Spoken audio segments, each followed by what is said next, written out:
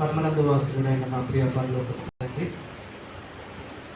ఘనమైన మీ ఉన్నతమైన నామమునకు యేసుక్రీస్తు వారి పేరిట కృతజ్ఞతాస్తుతులు చెల్లించుకుంటున్నాము. దయగలిగిన మా కన్న తండ్రిని పొందుతున్నాము. గత ఆదివారం నుంచి ఆదివారం వరకు మమ్మల్ని సజీవులుగా ఉంచి నా తండ్రి మీ సన్నిధిలో కూడి నా తండ్రి మిమ్మల్ని ఆరాధించుకుంటూ మీరు ఇచ్చిన గొప్ప అవకాశం కొరకే మీకు కృతజ్ఞతాస్తుతులు చెల్లించుకుంటున్నాం తండ్రి. దయగలిగిన మా కన్న తండ్రి మీ పొందుతున్నాను. కొద్ది నిమిషాలు మీ మాటలు పంచుకోవాలని ఆశపడుచుకున్నాను. నేను చెప్పే మాటలు నా తండ్రి మా జీవితాలలో నా తండ్రి వాటిని ఉంచుకొని వాటి ప్రకారంగా నా తండ్రి మా జీవితాలను కొనసాగిస్తూ మీ వైపు చూస్తూ ఉన్నతంగా నా తండ్రి మీ కొరకు బ్రతికే మా అందరికీ దయచేయమని కోరుకుంటూ మీరేమన్నా మహిమా ఘనత ప్రభావాలు పొందుకోమని మా ప్రభువును మీ ప్రియకుమారుడైన యేసుక్రీస్తు నామమున ప్రార్థిస్తున్నాము తండ్రి.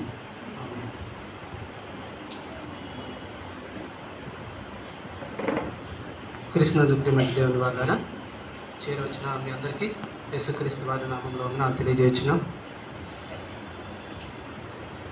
మరి ప్రతి ఒక్కరూ దేవుల్లో ఎదగాలి.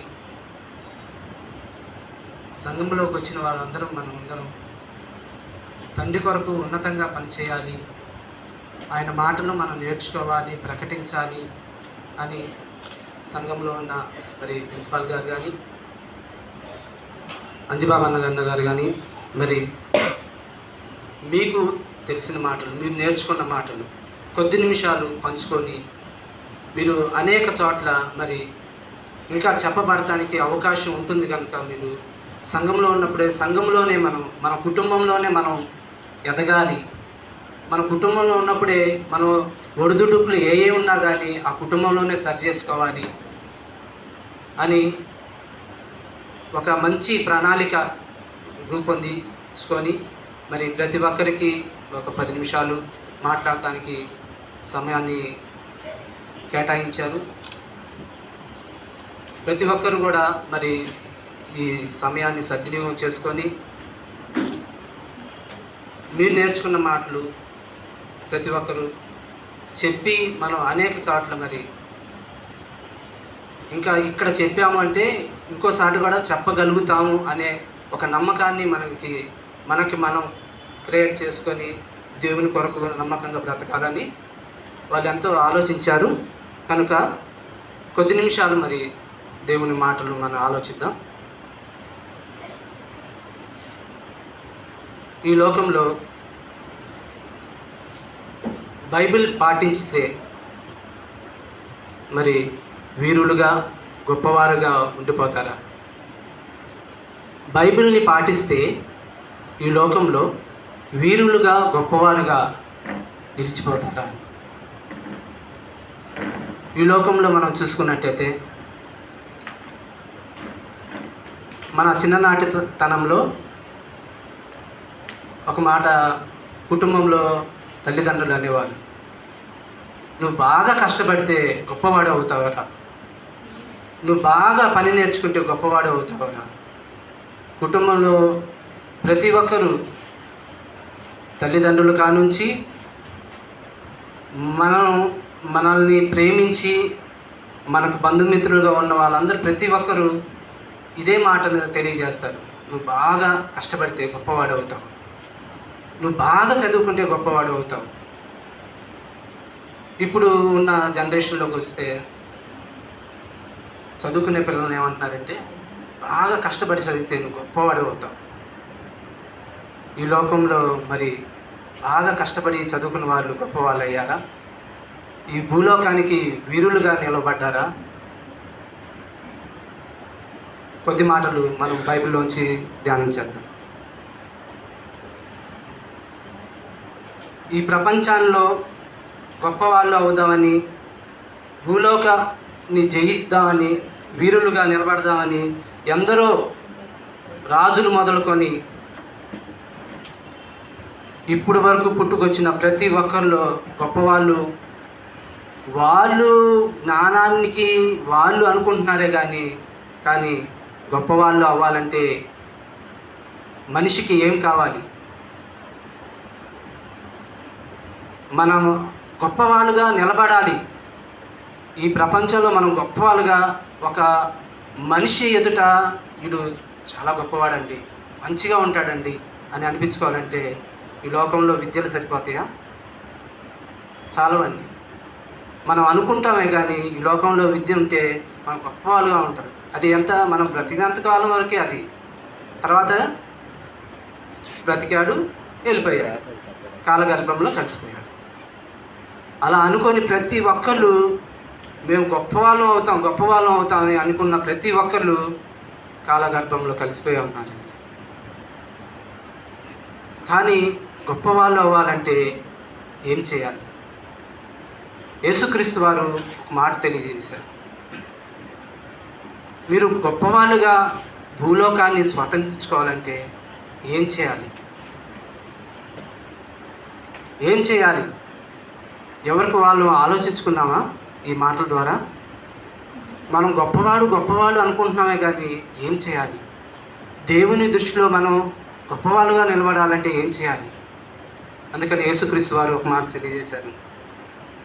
క్రొత్త నిబంధన గ్రంథంలో నుంచి యేసుక్రీస్తు వారు ఒక మాట తెలియజేశారు. మత్తయి సువార్త 5వ అధ్యాయం 5వ వచనం.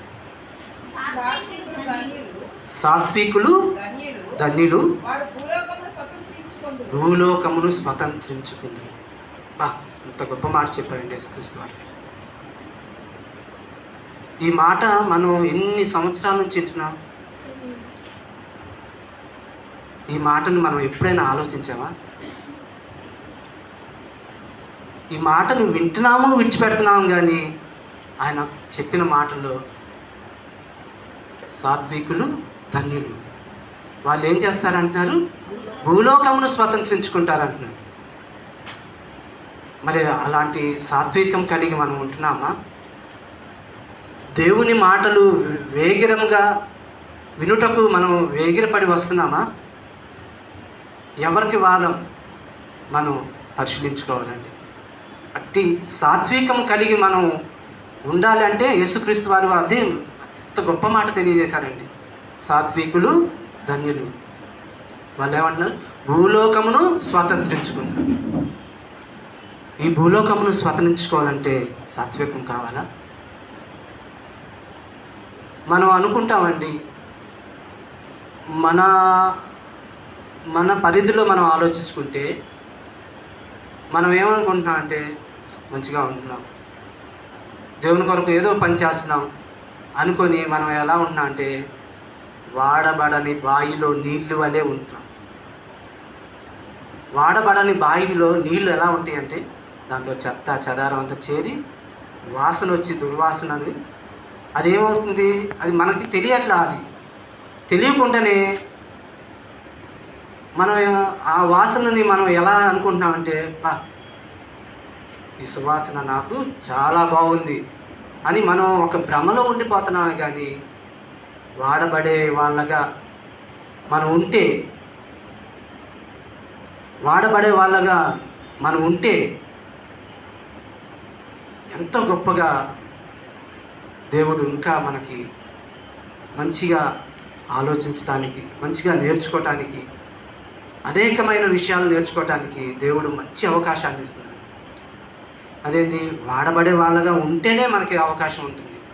కానీ మనం ఎప్పుడు అక్కడ మనకున్న పరిధిలోనే మనం తిరుగుతూ ఆ నీటిలో వచ్చే దుర్వాసననే మనం ఇదే నాకు బాగుంది అనుకుంటూ మనం బ్రతుకుతున్నామే. కానీ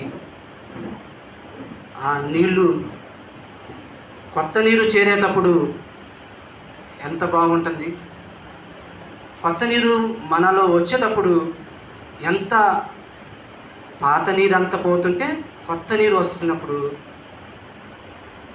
అదే వాక్యం అనే కొత్త నీరు మనలో ప్రవేశించాలి. ఆ నీరు ప్రవేశిస్తే మనం ఎప్పుడు జీవజలము యూట మనం ఉండిపోతాం. ఆ నీళ్ళ కోసం మనం వేగిరపడాలి, వేచి చూడాలి. అదే యేసుక్రీస్తు వారు చెప్పిన మాట, గొప్ప మాట. సాత్వికులు ధన్యులు, వాళ్ళు భూలోక రాజ్యమును స్వతంత్రించుకున్నారు. ఎవరు సాత్వికం కలిగి ఉన్నారు? బైబిల్లో దేవుడు ఎవరికి ఆ సర్టిఫికెట్ ఇచ్చాడు? ఒకటి ఆలోచిస్తే, బైబిల్లోనే ఆలోచిస్తే, సంఖ్యాకాండము 12వ అధ్యాయం 13వ వచనం.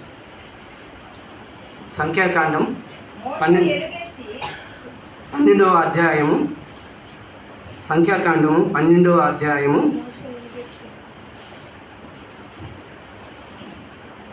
13వ వచనం.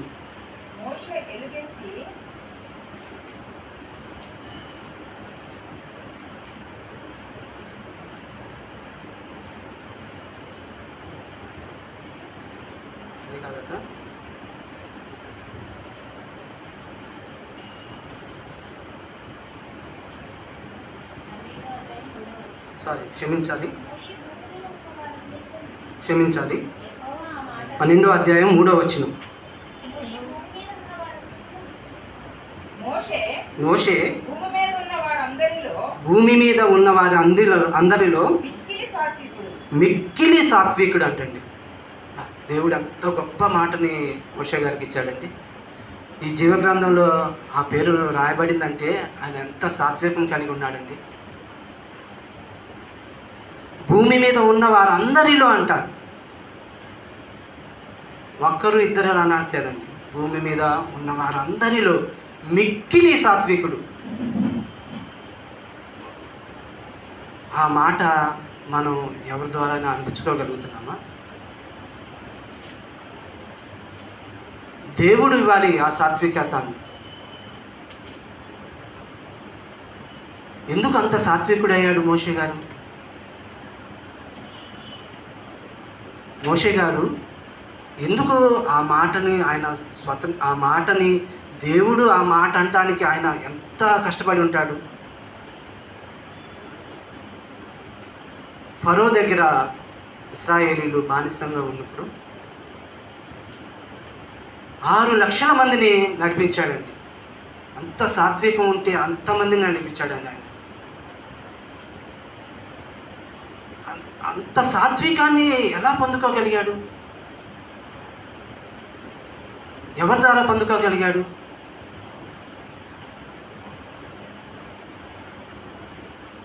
ఆయన మోషే గారు ఐగుప్తులో ఫరో దగ్గర తర్వాత ఫరోగా ఉండాల్సిన అతను దేవుని కొరకు, దేవుని ప్రజల కొరకు అవన్నీ వదిలేసుకున్నాడండి.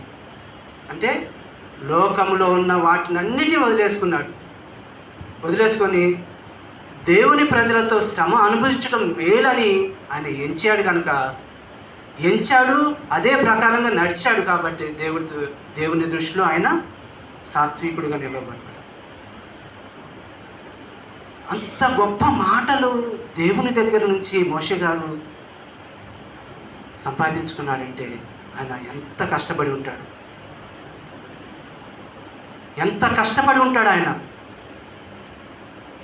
ఆయన కష్టపడ్డాడు. దానికి తగ్గ ప్రతిఫలాన్ని పొందుకున్నాడు. అదే రీతిగా మనం చూసుకుంటే అపోస్తలుడైన పౌలు గారు కూడా, ఆయన కూడా బ్రతుకుట క్రీస్తు, చావైతే లాభం అనేసి దేవుని కొరకు నిలబడ్డారు. ఎన్ని సమస్యలు వచ్చినా, ఏది వచ్చినా మేము దేవుని కొరకు నిలబడతాము అని నిలబడ్డారు. అట్టా నీవు నేను అలా నిలబడగలుగుతున్నామా? నిలబడటానికి ప్రయాసపడుతున్నామా? ఆలోచిస్తున్నామా? నిలబడటానికి ప్రయాసపడి ఆలోచిస్తే మనం కూడా దేవుని దృష్టిలో దేవుడు ఆయన మనల్ని ఏమి అనుకుంటున్నాడో అట్లాంటి గొప్ప బహుమతిని మనం పొందబోతాం. నమ్మకమైన పనివారిగా, నమ్మకమైన ఒక విశ్వాసిగా నీవు దేవునిలో సాగితే దేవుడిచ్చే అద్భుతమైన ఆ లోకాన్ని సంపాదించుకోవడానికి మనందరం కష్టపడాలి. దేవుని కొరకు ఆలోచించాలి. దేవుని మాటల కొరకు వేగిరపడాలి. సమయం ఉన్నప్పుడల్లా దేవుని కొరకు ఆలోచిస్తూ దేవుని మాటలను మనం నెమరు వేసుకోగలిగితే మనం కూడా గొప్పవారిగా ఉంటామండి. దేవుడు ఈ తరంలో మనకి ఒకరిని నిలబెట్టారు. ఇంత గొప్ప మాటలను మనం నేర్చుకొని ఇలా చెప్పుతున్నామంటే దేవుని దృష్టిలో ఒకరు ఉన్నారు. ఇంత గొప్ప మాటలు ప్రిన్సిపాల్స్గా, లెక్చరర్స్గా, వాక్యాన్ని ప్రకటించేవారుగా, ఇంత గొప్పవారుగా తీర్చిదిద్దారు. ఇలా ఇంత గొప్పవారుగా ఎలా అయ్యారు? ఒక ఆయన్ని నిలబెట్టుకొని ఈ తరంలో ప్రతి ఒక్కరూ ఆయన చెప్పే మాటల్ని ఆలోచించారు. ఎన్నో పాఠాలు మన కోసం తీసి బైబిల్ గ్రంథం కష్టపడి మనం ఇంత నిలబడి ఇచ్చిన ఈ మాటలు కూడా మనం చెప్తున్నామంటే ఆ మాటను మనం విన్నాము నేర్చుకున్నాము కాబట్టే చెప్పగడానికి నించున్నాము. కానీ ఆయన్ని దేవుడు ఎంత గొప్పగా నిలబెట్టాడంటే మన మధ్యలో మన అందరి ఆత్మీయ తండ్రి గారు శ్రీ జయశాలి ప్రీతి సుందరరావు గారు, ఆయన లేకపోతే అసలుకి ఇంత గొప్ప మాటలు, ఇంత గొప్ప పాఠాలు మనకు వచ్చాయా? దేవుని దృష్టిలో ఆయన ఉన్నాడు కాబట్టి, ఆయన నిలబెట్టుకున్నాడు కాబట్టి ఇంత గొప్ప మాటలు మనం చెప్పగలుగుతున్నాము, నేర్చుకోగలుగుతున్నాము, ఆలోచించగలుగుతున్నామంటే దేవుని దృష్టిలో ఆయన నిలబడ్డాడు. దేవుని కోసం ఏది వచ్చినా కానీ నేను నిలబడతానని నిలబడ్డాడు కాబట్టి ఆయన నిలబడిన దాన్ని బట్టి దేవుడు చూసి ఆయన్ని గొప్పవాడిగా నిలబెట్టారు. కనుక మనం కూడా దేవుని కొరకు, దేవుని మాటల కొరకు ఆశపడి ఆ మాటలను మనం ప్రతిదినము నెమరు వేసుకుంటూ దేవుని కొరకు ఉన్నతంగా బ్రతికి ఆయన ఉన్న లోకాన్ని సంపాదించుకోవాలంటే మనం కూడా ఈ మాటలను మనం ప్రతిదినము నెమరు వేసుకుంటూ ధ్యానిస్తూ ముందు కొనసాగాలని కోరుకుంటూ, మరి చెప్పబడిన ఈ మాటల ద్వారా ముందుగా నన్ను నేను హెచ్చరించుకుంటూ మీ అందరికీ ఈ మాటలు తెలియజేసుకుంటూ ప్రార్థన చేసుకుందాం. పరమనందు వాసుడైన మా ప్రియ పరలోకపు తండ్రి, ఘనమైన ఈ శ్రేష్టమైన నామమునకు కృతజ్ఞతాస్తుతులు చెల్లించుకుంటున్నాము. దయగలిగిన మా కన్న తండ్రి, అయ్యా ఈ భూమి మీద గొప్పవారు అవ్వాలంటే నా తండ్రి మీ మాటలను నా తండ్రి మా హృదయంలో ఉంచుకోవాలి. వాటి ప్రకారంగా మా జీవితాలను ముందు కొనసాగించాలి. మీరు చెప్పబడే మాటలు నా తండ్రి ప్రతిదీ నా తండ్రి మేము ఆలోచిస్తేనే కానీ గొప్పవారు అవుతున్నాయి. అలా గొప్పవారు అవ్వాలని ప్రతి ఒక్కరూ నా తండ్రి మీ కనుసందలో ఉండాలి. ఇంతగా మమ్మల్ని ఆయుష్ ఆరోగ్యాన్ని ఇస్తున్నామంటే నా తండ్రి మీ చల్లని చూపు మా మీద ఉంది కాబట్టి నా తండ్రి ఇంకా నేర్చుకొని నా పిల్లలు నా కొరకు నిలబడాలి అని మీరు ఎదురు చూస్తున్నారు నాయన. ఇటు గొప్ప భాగ్యం నా తండ్రి మా అందరికీ దయచేస్తున్నందుకు మీకు కృతజ్ఞతాస్తుతులు చెల్లించుకుంటున్నాను తండ్రి. ప్రతి ఒక్కరము ఈ మాట ద్వారా నా తండ్రి ఎవరికి వారు ఆలోచిస్తూ బైబిల్ గ్రంథంలో ఎంతో గొప్ప మాటలు ఉన్నాయని ప్రతి ఒక్కరూ నా తండ్రి గుర్తెరిగి మీ కొరకు ఉన్నతంగా బ్రతకడానికి కృపను దయచేయాలని కోరుకుంటూ, అన్నగారు దూర ప్రాంతం నుంచి మాకు మంచి మాటలు తెలియజేయడానికి వచ్చారు. అన్నగారిని కూడా నా తండ్రి మీ కష్టాలకు అప్పచెప్తున్నాను, సహాయం చేయండి. మీరేమైనా మహిమ పొందుకోవాలి. తండ్రి గారి ద్వారా మంచి మాటలు మాకు తెలియజేస్తారని ఆశిస్తూ ఆ మాటలు నా తండ్రి మా హృదయం అనే పలక మీద ఉంచుకొని వాటి ప్రకారంగా నా తండ్రి అయ్యా జీవిస్తూ నాకు తండ్రి మీరున్న లోకాన్ని సంపాదించుకోవటానికి ఎంత ప్రయాసపడాలో అంత ప్రయాసపడుటకు నా తండ్రి మమ్మల్ని మేము నా తండ్రి సిద్ధపరచుకోవటానికి కృపను దయచేయని కోరుకుంటూ మా ప్రభువును మీ కుమారుడైన యేసుక్రీస్తు నామమును ప్రార్థిస్తున్నాను తండ్రి.